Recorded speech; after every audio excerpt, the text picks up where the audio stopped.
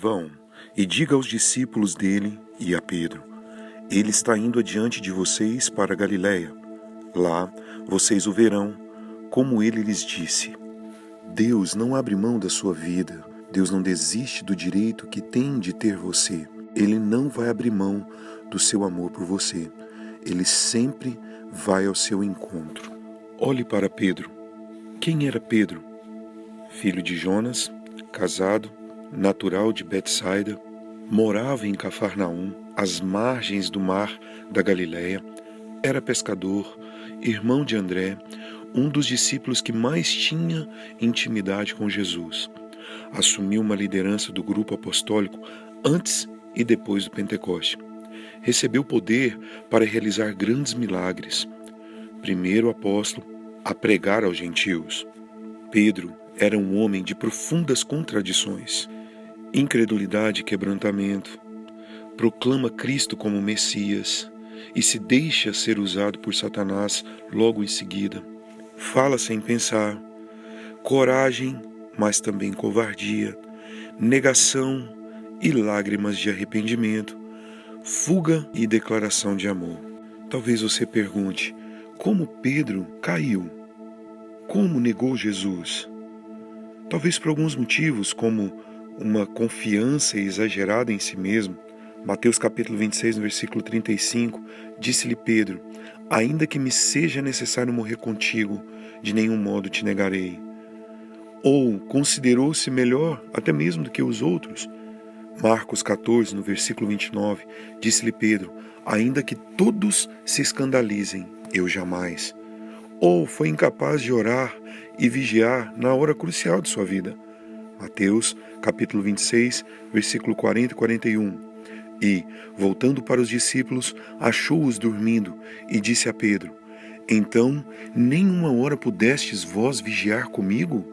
Vigiai e orai, para que não entrais em tentação.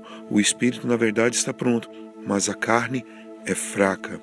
Ou Pedro perdeu o controle emocional. João, no capítulo 18, no versículo 10.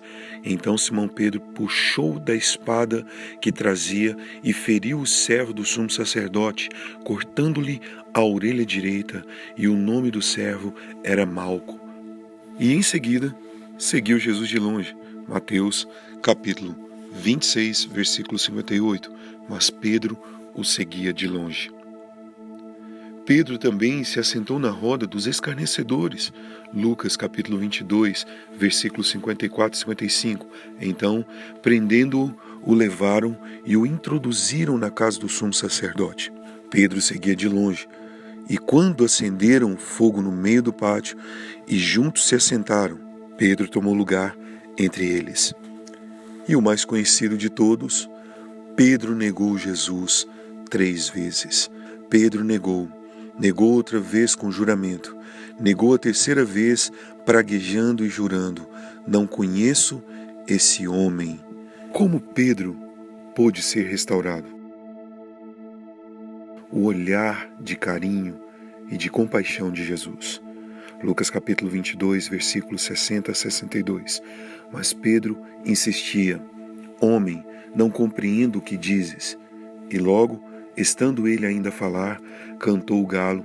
Então, voltando-se, o Senhor fixou os olhos em Pedro, e Pedro se lembrou da palavra do Senhor, como lhe dissera: hoje 3 vezes me negarás, antes de cantar o galo.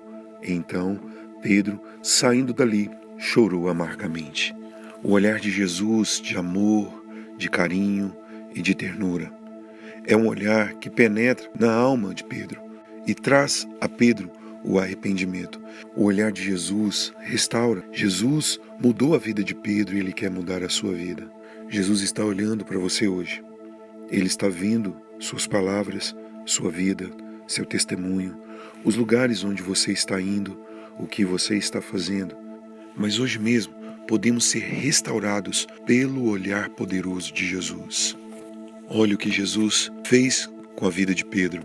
Jesus restaurou a mente de Pedro, restaurou a memória de Pedro, restaurou os sentimentos de Pedro, restaurou a vida e o ministério de Pedro. Agora, Pedro volta a ser um grande líder. Agora ele ora, guarda a palavra, está cheio do Espírito Santo. Agora ele se torna o grande pregador da Igreja Apostólica. Você pode ser restaurado, pois Jesus jamais desistiu de você. Deus abençoe o seu dia, que o olhar de Jesus esteja sobre você neste dia, que Ele guarde a sua casa e a sua família, em nome de Jesus. Fique na paz do Senhor.